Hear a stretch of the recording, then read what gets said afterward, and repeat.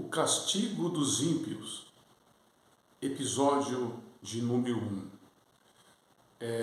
Os que não aceitarem, ou os que não aceitam o Evangelho de Cristo, ou Jesus Cristo como seu mediador, como seu Salvador, irão queimar no fogo eternamente, ou seja, ficarão vivos queimando no fogo eternamente, sim ou não? Vamos ver esse fato.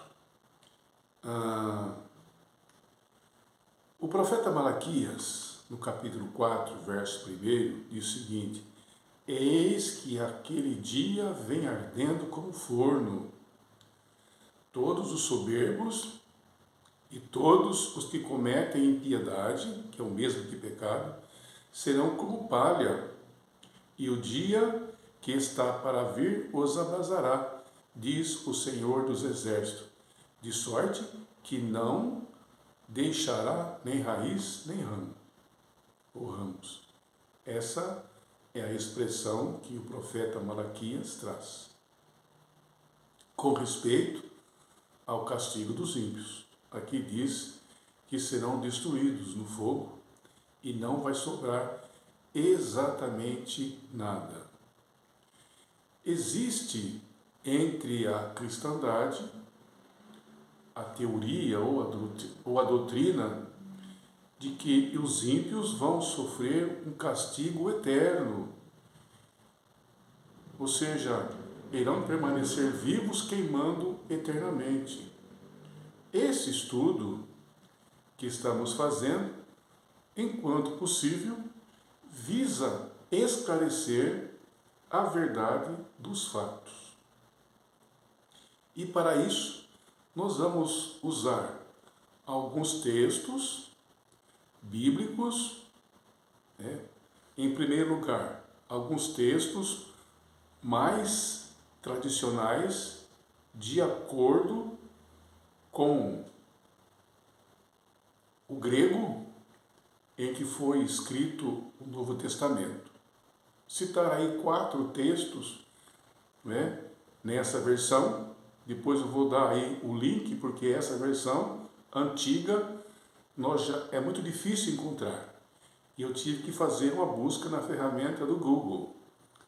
E depois de lido esses versos, eu vou mencionar o site para que se possa verificar ali. Então vejamos o primeiro texto. Está no Evangelho de Mateus, capítulo 23, no verso 33. E lemos o seguinte: serpentes, raça de víboras, como escapareis da condenação da geena? Alguém já leu nas versões mais modernas essa palavra? Já foi encontrada? Geena? Não vão encontrar, porque não existe. Mas no original existe. As versões mais de acordo com o original existem. No mesmo capítulo de Mateus 23, agora verso 15, lemos o seguinte: ai de vós, escribas e fariseus hipócritas, porque rodeais a terra e o mar para fazerdes um prosélito, e depois de feito, o tornais em mais filhos da geena do que vós. Os escribas e os fariseus eram os pensadores da época, os formadores de opinião, os influenciadores, e eles tinham o ministério da divulgação do pensamento hebraico, e eles faziam discípulos ali. Só que eles não viviam aquilo que pregava, hostilizava as pessoas, o que tornava essas pessoas piores do que eles. Essa é a verdade.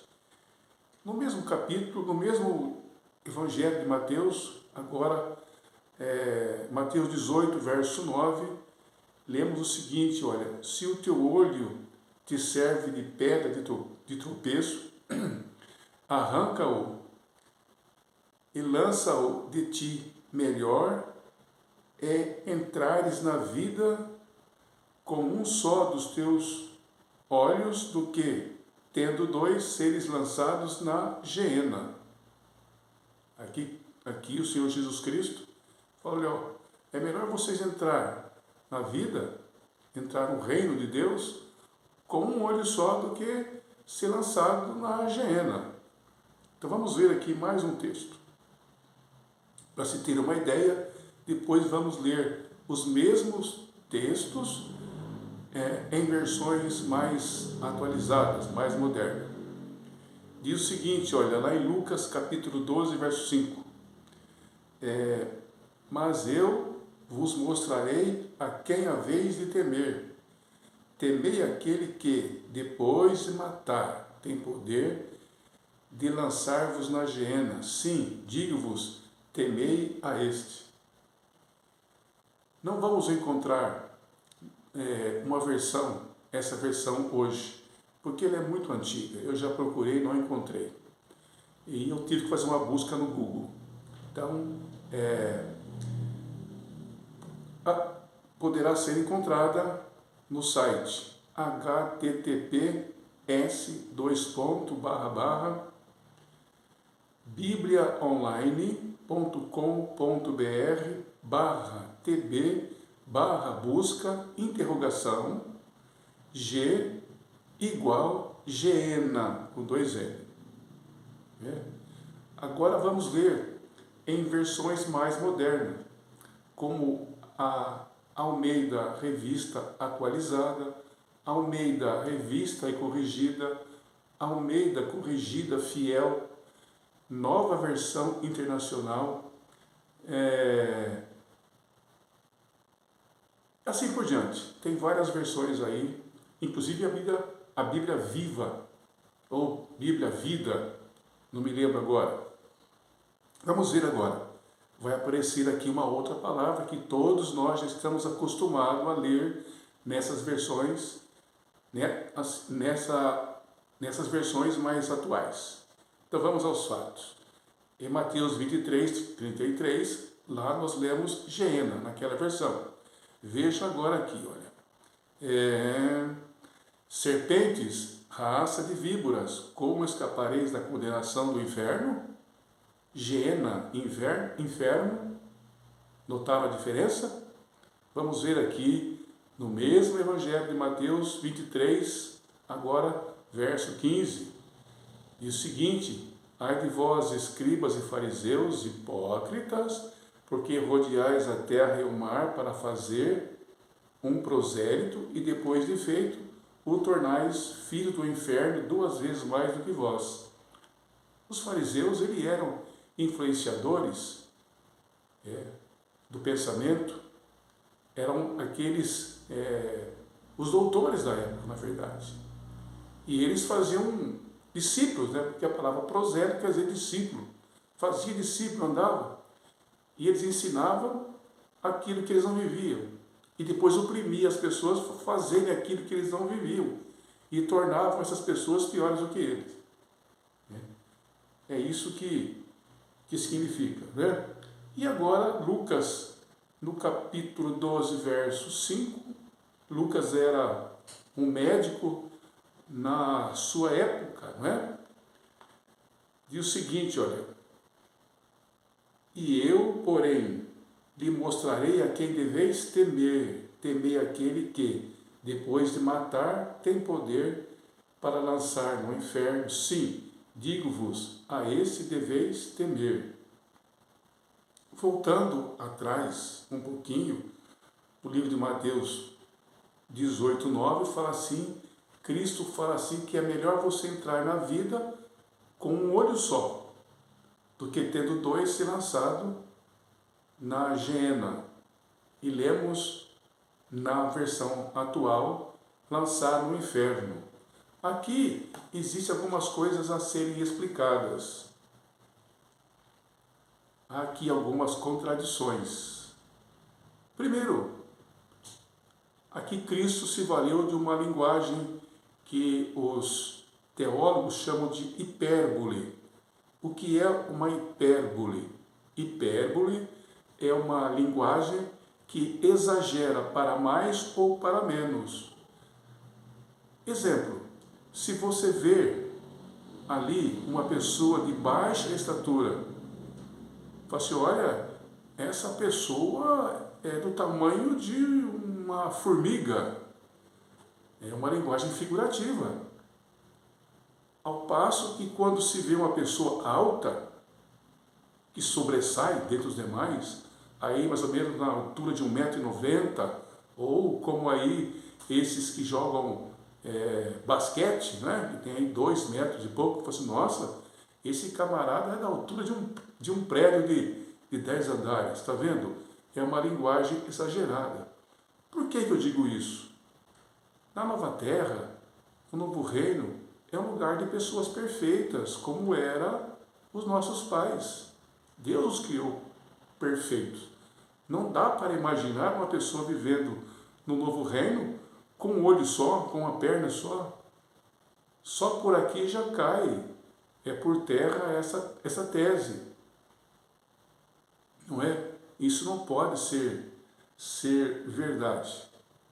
Né? Existe, né, um inferno onde as pessoas queimam sem poder morrer?